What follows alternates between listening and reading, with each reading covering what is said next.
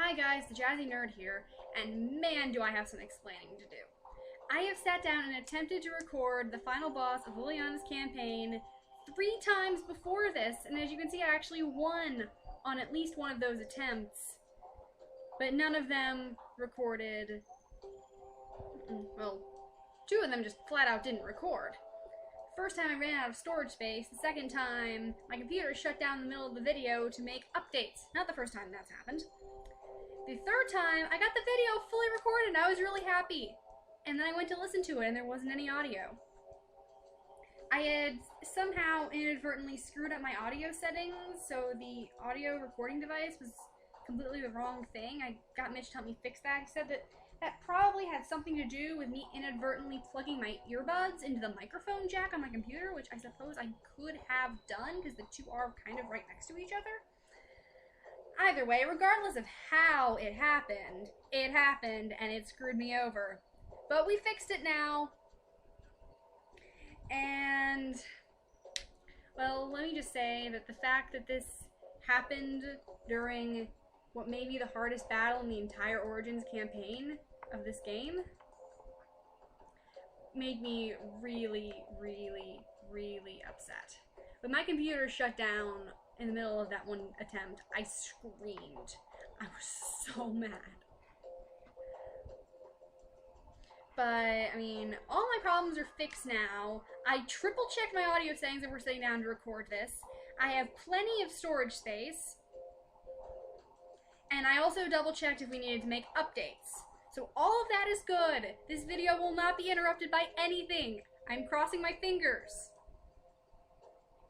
Anyway, the one upside to having to attempt this battle so many times is that I have developed a strategy. Now we'll talk about that strategy a little later on. The other thing I should probably say about this is that I will probably only be showing the attempt that is successful, the attempt where I win.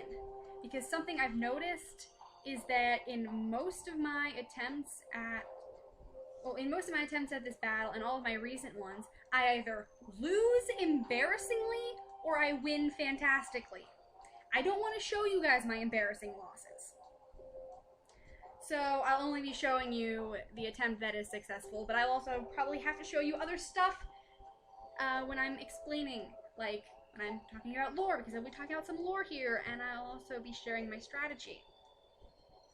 Anyway, to get into the story, decades have passed since your first planeswalk. As you age, you find your necromantic powers cannot stave off the specter of death forever. You become obsessed with preserving your life. No price is too great, and you seek a contract with 4 ancient demons. Start duel.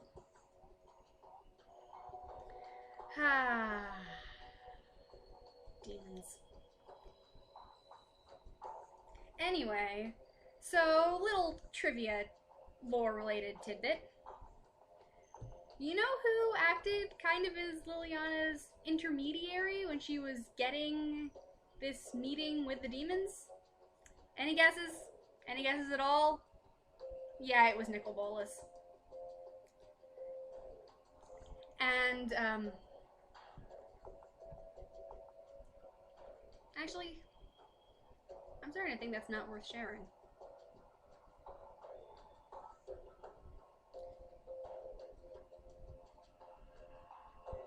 Oh, I'll share it. So, just a little tidbit to also put into perspective just how powerful that flipping dragon still is. So, basically, before the mending, you had, you know,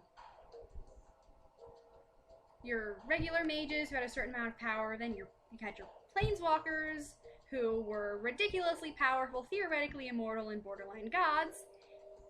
And then you had Nicol Bolas, maybe Ujin as well, who were on a totally different level of power. And then the mending happens, and the planeswalkers kind of drop down to the level of your regular mages. Except for the fact that they, you know, can cross between planes. Well, when Liliana first met Nicol Bolas, she got really, really jealous because her initial impression of him was that he had somehow escaped the Mending. Now think about that for a second. That means that he is still as powerful as your average run-of-the-mill planeswalker before the Mending. That's kind of ridiculous when you think about it. Anyway, I'm gonna dive into this fight now, because you've been staring at that picture for long enough. Contract from below. Liliana needs to defeat all 4 demons in succession to earn her demonic contract. As each demon falls, Liliana will gain its power. This is what makes this battle so hard. You have to beat all 4 of them. They have a total of 40 life between them. And Liliana will gain its power does not mean that she gains life. It means she gets to draw 3 cards. So we have only 20 life to do this with, along with, you know, whatever we might gain from cards like Corrupt, for example. There are a few strategies to make this easier. First off, the creatures you really, really, really, really, really want to get on the field are your soulless ones, and then Lord of the Undead, which is a new card that we're about to see, hopefully, that gives all of your zombie creatures +1/+1. Every creature in Liliana's deck, or at least almost every creature in Liliana's deck, is a zombie. So that's an extremely good card to get on the field in this battle, because you've got to have big creatures. Second, well, see, here's the thing with these guys' deck. It's a demon deck, which means it's full of gigantic flying creatures. And most of them have other ways of screwing you over in addition to being big and flying. So basically what you do is if you get 2 or even 3, I had a chance of getting 3 Soulless ones on the field in one of my attempts. You get all your Soulless ones out, you make them really big, and then you just keep swinging with them, and you force these guys to block with their big flyers. And you get their big flyers off the field. That's pretty much how you have to do it in the offense department. What was my second point? Oh. Another good point is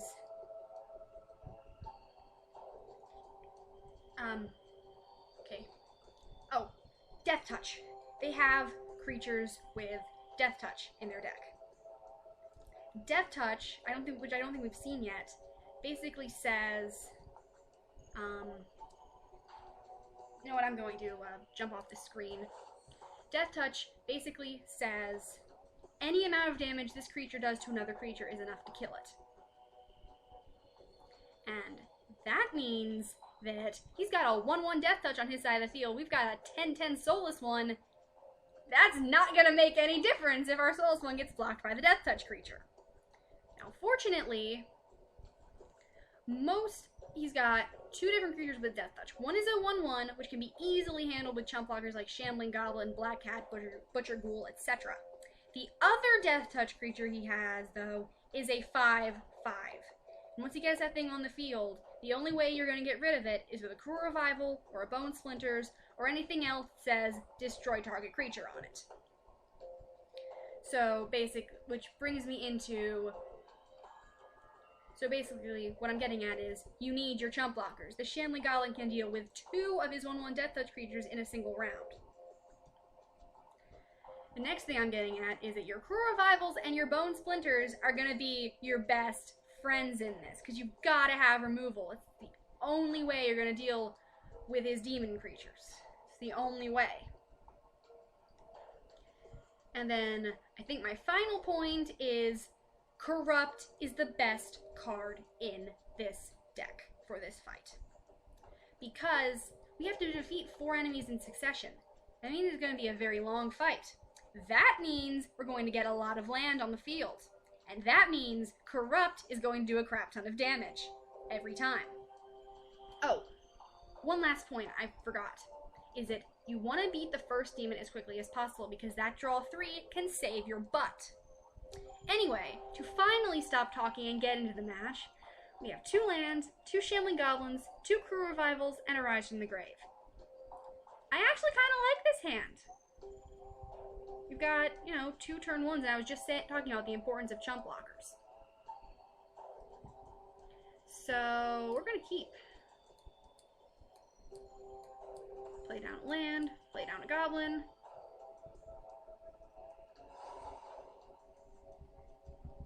Turn down the volume slightly if I can. That's actually playing really loudly in my ear. He doesn't have a creature. That actually concerns me. Because, I mean, he could have his one. I mean, he's basically got 2 things that can happen in the early turns of this battle. Either he plays down a whole bunch of 1/1s with Death Touch, or he holds back his mana and gets a big flyer on the field right off the bat. There have been several attempts at this fight where the first creature our demonic friends over there get on the field is a 6/6 flyer that only costs 4 mana. It only costs 4 mana. It's called Desecration Demon, and it's a really terrifying creature. And it gives you this really annoying dilemma to deal with. You can sack a creature to tap it, but if you do that, it gets a +1/+1 counter. So you can stop it from attacking for a couple of turns, but it's only going to get bigger if you do that. So what do you do?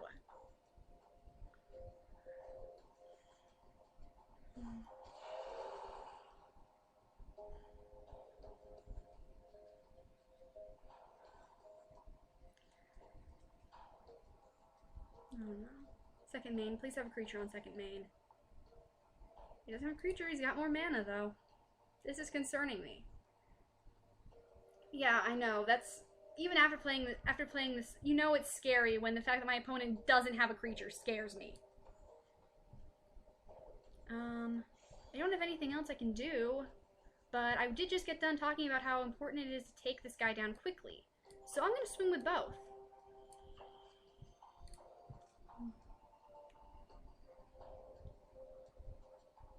There are a few annoying instances in his deck. I think I mentioned Murder already. He's got another one called Mind Rot, which says target player discards 2 cards, which can be really annoying when you're holding a couple of high cost spells in your hand and you're just waiting for the chance to play them, and then Mind Rot, and you have to get rid of them. Here we go, guys. Desecration Demon. I desperately need the mana for a Crew Revival right now. I don't even have anything to revive with it. I just desperately need the mana to play it so I can get rid of that thing. Okay, mana is not what I need right now. I need a Bone Splinters.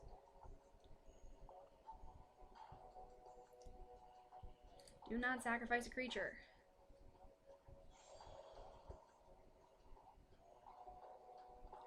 I could swing, and I'm pretty much guaranteed to... Well... I mean, he's got no reason not to block me, and I don't want to lose one of these at this point. So we're going to skip attack. He's going to come at me for 6 right now. Unless he gets scary because of the fact that I still have 4 untapped mana. I could sack a creature right now. No. I don't want that thing to get any bigger. It's already a 6/6. I don't want to make it a 7/7. Why is he not swinging? This keeps happening too, and it scares me too. The fact that he's got wide open chance to swing at me, and he doesn't take it. This is actually, I have the mana for a Crew Revival now, so I'm gonna use it. Destroy that.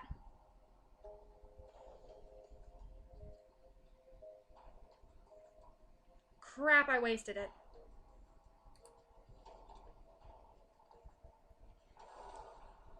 Just wasted that card. Now I can't get it back. I don't think there's anything that gets me non-creature spells back out of the graveyard. Well, I'm gonna swing. And there's nothing else I can do. So... Still, I don't think he intended to use that Altar's Reap when he did. So...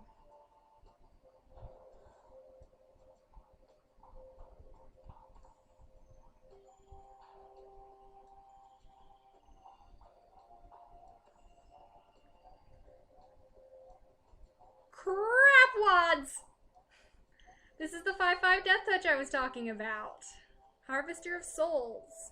Whenever another non-token creature dies, you may draw a card. Now I have to cool revival that. And speaking of Death Touch, that's the 1/1 Death Touch I was talking about. We have Corrupt. I don't have the mana for it though. Although I do now.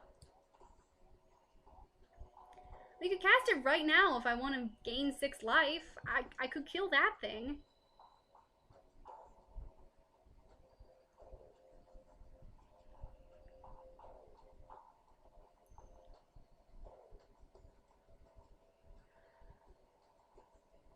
Do I want to do that right now?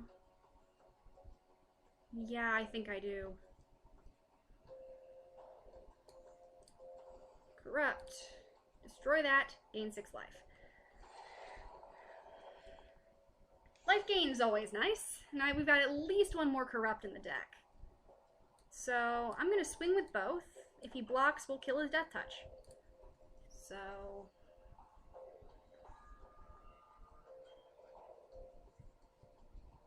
okay, gonna kill that. Arguably a waste of a goblin, but those Death Touch things have to go. So...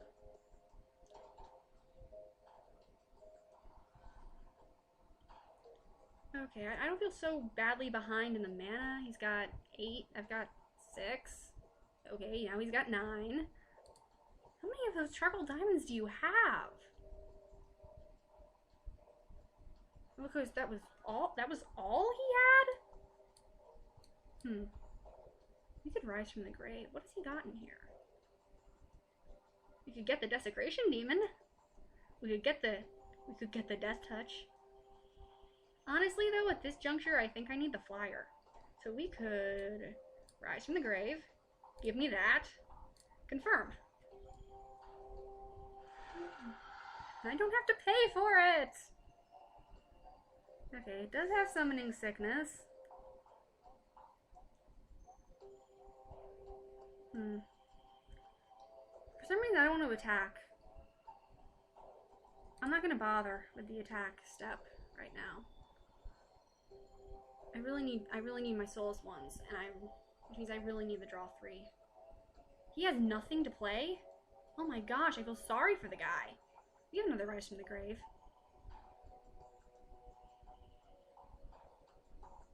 But I am not going to use it.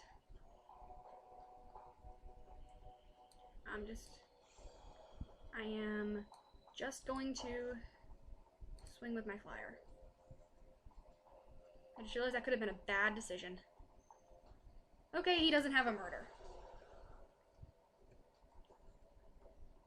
That is demon number 1 down, and here comes the draw 3.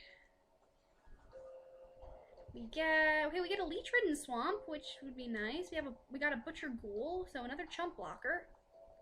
Okay, first I'm gonna put this in. Then I'm gonna play down the butcher ghoul. And then we have enough to rise from the grave again. And get back his 5/5 Death Touch. Which is an idea I like. Give me that.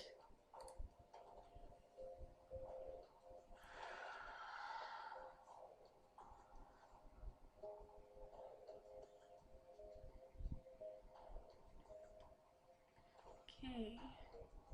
Barony Vampire, which I'm not scared of.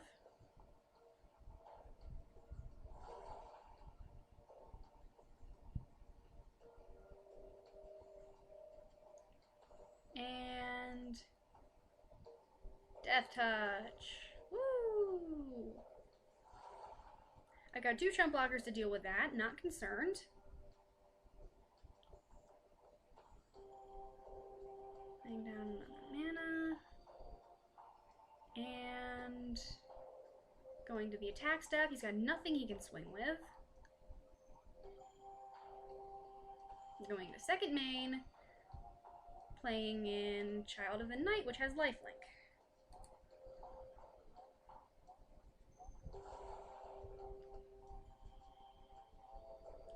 I'm loving my board position. Hey, Bone Splinters! Okay, I know exactly what I'm doing with this. Although maybe I should hold off on it.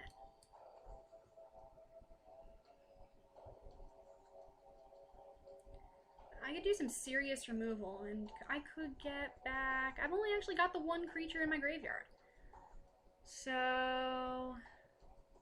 do I actually want to use either of these? Or I could just swing with my flyer. I think I kind of like that idea better. He's saved just enough mana to play a murder. Murder is a 3-drop. Of course, what you gotta remember about murder is it doesn't say destroy target attacking or blocking creature. It just says destroy target creature. Which means I'm going to, if he has a murder in his hand, I'm going to lose this regardless of whether or not I swing with it. Or maybe I lose this. Anyway, I'm gonna ping. I don't think I mentioned what Leech Ridden Swamp does. Yeah. Tap 1, tap this, each opponent loses 1 life. And then continue to attack step.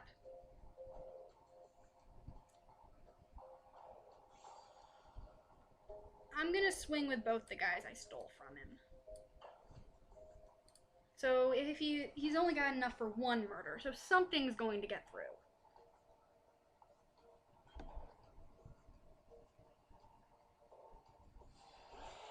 Well, okay. I'm gonna lose this, but you're also gonna lose both of those. So, and 6 damage gets through, and you are down to 3, sir. Do you want to draw a card? Yes. Do you want to draw a card? Yes. Okay, I see the value of that. I could play down a Gravedigger, get the goblin back. Another chump blocker. This is the only option.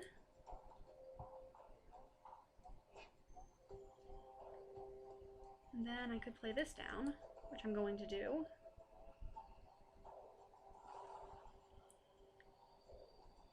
Then I could Bone Splinters as Barony Vampire, but I don't see a point. So continue.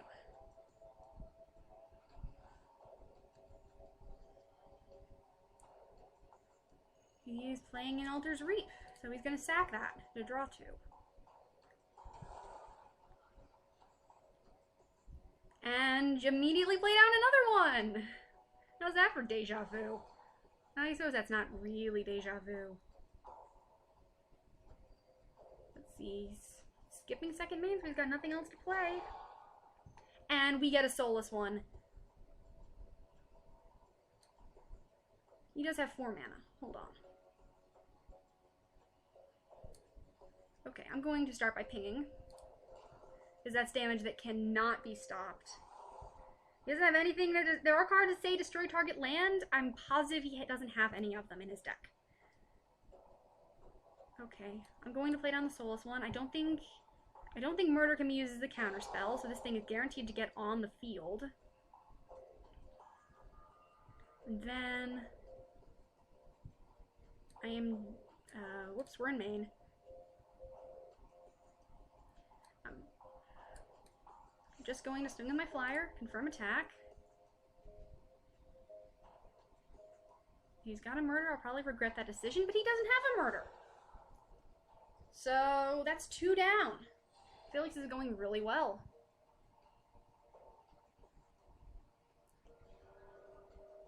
And we get another Butcher Ghoul, an Altar's Reap, and a land.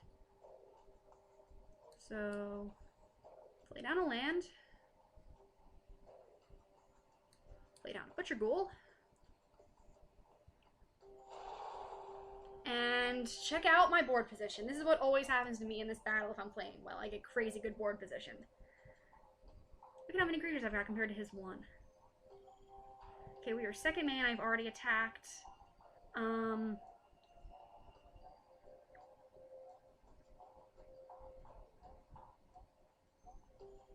could Bone Splinters that thing. Sack one of these ghouls, get it back bigger. Or I can just wait and see what he's going to do next turn.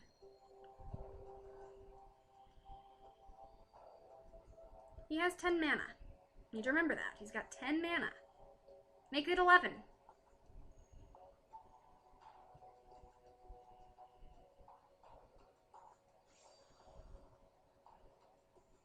He's not attacking. He's got another Barony Vampire.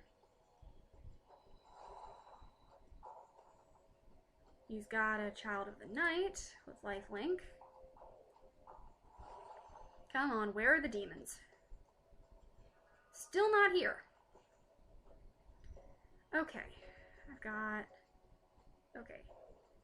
Ping first. And then... Okay, here's what we're gonna do. I'm gonna get 2 of his creatures off the board right now. Bone Splinters. Destroy that. Sack this. -1/-1, that.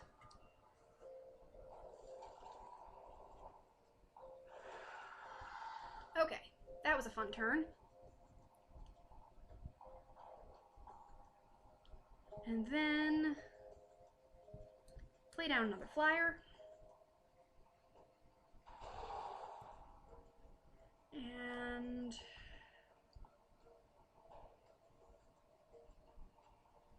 I do not want to Altar's Reap right now. Continue to attack. Swing with this.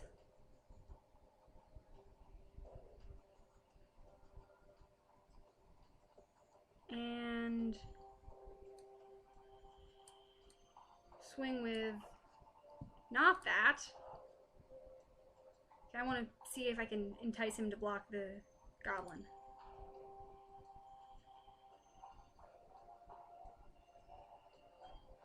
He blocked the goblin. So great, we'll -1/-1 that after damage goes off and get that off the field too. And 6 more damage gets through. -1/-1 that. By the way, in all the attempts I have done on this fight, and in all the times I have used Rise from the Grave to get one of his big flyers on my team, this is the longest said big flyer has survived. So, we are on the second main. It is telling me to Altar's Reap.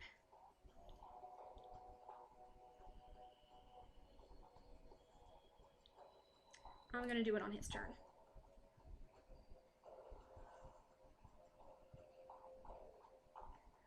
Typhoid Rats.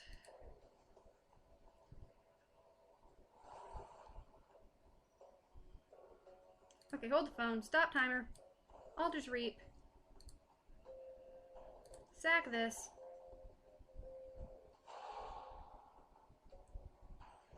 And a Goblin and a Shambling Ghoul. Okay, that was productive. Okay, now the only things I can safely swing with are my flyers. The only things I can safely swing with are my flyers. He's got so much untapped mana that makes me scared.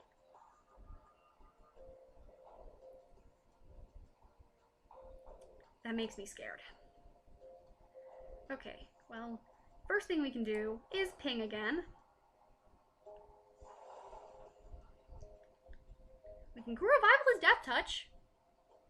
But, I mean, it's a 1/1 Death Touch. And I have 2 flyers.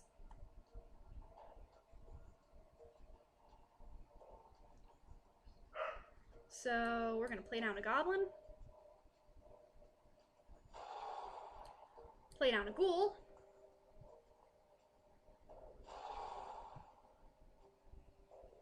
Good Bone Splinters. I want to save both of these for something bigger, though. Continue to attack. And then swing with the flyer and a chump blocker. Confirm attack. I want to see if I can lure out a blocker again. I haven't even had to use it. Oh, yep, he blocked. Okay. Well, that thing's going to die and the Butcher Ghoul is going to come back bigger. And it's not going to matter because Desecration Demon coming through for 6 damage in the air. And I think this is the best I've ever played this, guys. We get another Leech Ridden Song, a Black Cat, and the other Soulless one.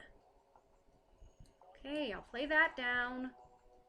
I will play the other soulless one.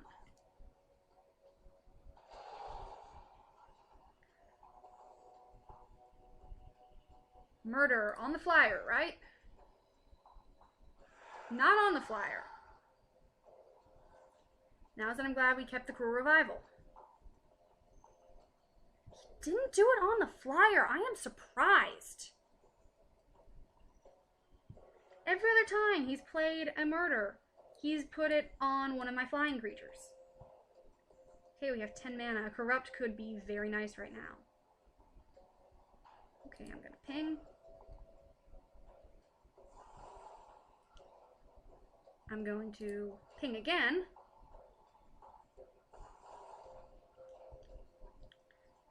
And play the Black Cat. Okay, he's got nothing on his side of the field I can destroy, so I'm not going to bother with that. Okay, we're going to continue to attack, and I could win this right now.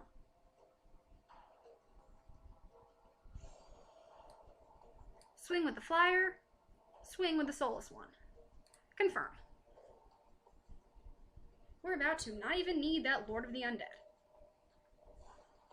We won, guys! That was the easiest time I've ever had playing this. I'm very glad it's the one I caught on tape. I said on tape.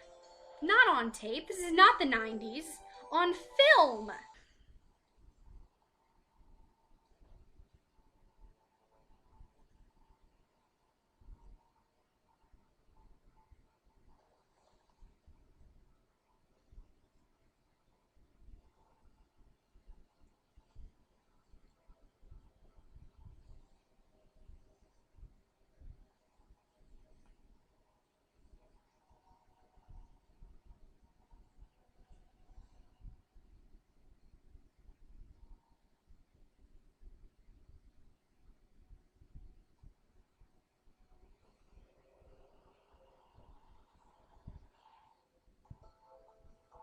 The demons test your skill, and though pushed to your limit, you prove your worth. They etch their contract into your flesh, granting you youth and unspeakable power in exchange for your servitude as a planeswalker. But what good are contracts if they can't be broken?